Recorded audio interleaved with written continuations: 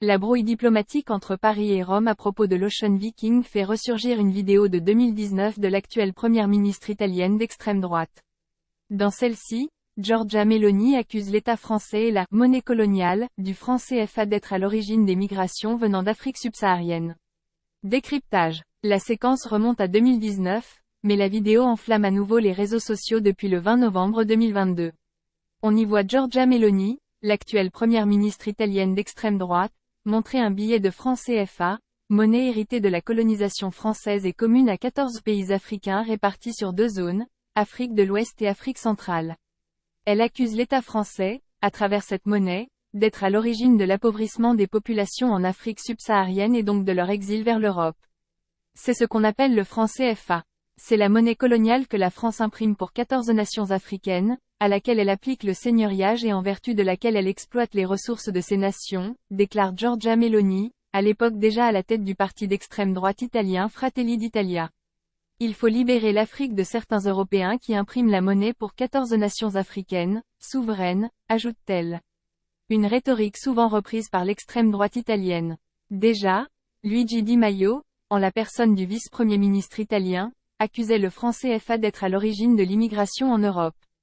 Les personnes qui se déplacent en Afrique subsaharienne, restent pour la majorité, sur le continent, rappelle l'analyste économique Foly Ananou du think tank de l'Afrique des idées. Selon un rapport des Nations Unies, en 2019, la migration internationale concerne 272 millions de personnes et seulement 8,7% d'Africains. Parmi eux, 70% restent sur le continent africain. Quand bien même, ce mouvement migratoire vers l'Europe peut-il être lié à la monnaie elle-même? Cela reste à prouver. Le franc CFA, facteur d'implantation d'entreprises françaises? Selon l'argumentaire de Giorgia Meloni, l'émigration s'explique par l'implantation d'entreprises françaises pillant les ressources de l'Afrique, poussant des gens à partir. Il est vrai que le franc CFA constitue une opportunité pour l'implantation de ces entreprises. Le franc CFA s'aligne sur l'euro, c'est sa spécificité. Si l'euro se déprécie, le franc CFA aussi et inversement. Une entreprise française qui voudrait s'implanter en Afrique va jongler entre des euros et des francs CFA pour gérer ses finances. Si le taux de change entre les deux monnaies ne bouge pas, cela constitue une opportunité évidente pour les entreprises françaises. Comme le taux de change ne varie pas, il n'y a pas de risque de change à supporter, souligne Foly Ananou. Mais pour autant, la présence d'entreprises étrangères qui exploitent les ressources naturelles peut être une opportunité, observe cet économiste. Pour Foly Ananou, tout se joue au niveau des États. Par exemple, les pays du Golfe, comme le Qatar, ont réussi à redistribuer ces richesses à leur population. Le point manquant de ces pays africains, c'est la capacité des États à tirer profit de l'implantation de ces entreprises, analyse-t-il. Or, au moment de l'établissement des contrats, il y a quand même un manque de gouvernance économique des États africains eux-mêmes. D'autre part, le franc CFA était à l'époque aligné au franc français. Seules les entreprises françaises pouvaient tirer profit de cet alignement. Aujourd'hui, tous les pays de l'Union européenne dont la monnaie est l'euro peuvent investir sans risque de change dans ces pays concernés, y compris les entreprises italiennes. Le franc CFA n'est donc plus ce qu'il était à ses débuts. Une monnaie forte, mais qui ne profite pas assez aux populations. L'argument défendu par la France est celui de la stabilité de cette monnaie. Selon le site de France Diplomatie, elle aurait permis de maintenir une croissance de plus 0,3% en 2020, en pleine pandémie de Covid-19, dans les pays de la zone franc contre moins 1,7% de récession en Afrique subsaharienne, FMI, octobre 2021. Mais cela ne veut pas dire que le franc CFA profite aux populations elles-mêmes. Co-auteur du livre « Sortir l'Afrique de la servitude monétaire », à qui profite le franc CFA, édition La Dispute paru en 2016, l'économiste togolais Kako Nubukpo se montre particulièrement critique lors d'un entretien dans le journal Afrique de TV5 Monde. Cela grève la compétitivité des économies africaines, ce qui fait que nos exportations sont très faibles, souligne l'économiste.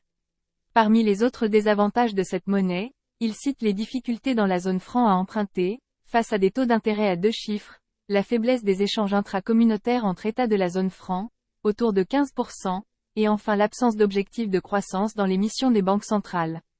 Or à travers tout cela se joue notamment l'autonomie de ces pays.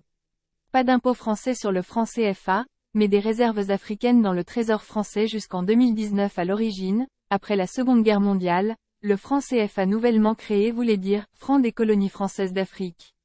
Aujourd'hui, il signifie « communauté financière d'Afrique ». Il n'y a jamais eu de taxe ou d'impôt sur la monnaie qui bénéficierait à la France. La présidente du Conseil italien Giorgia Meloni parle elle de « seigneuriage » et de « monnaie coloniale », car les États africains devaient conserver 50% de leurs réserves de change des coffres de la Banque de France. C'est ce que l'on appelle le compte de garantie. Cette contrainte a longtemps fait débat. Le compte de garantie était comme une opération pour s'assurer que ces États ne feraient pas autre chose avec leurs devises, argumente Fogliananou. Ces devises ne pouvaient pas être investies dans l'économie.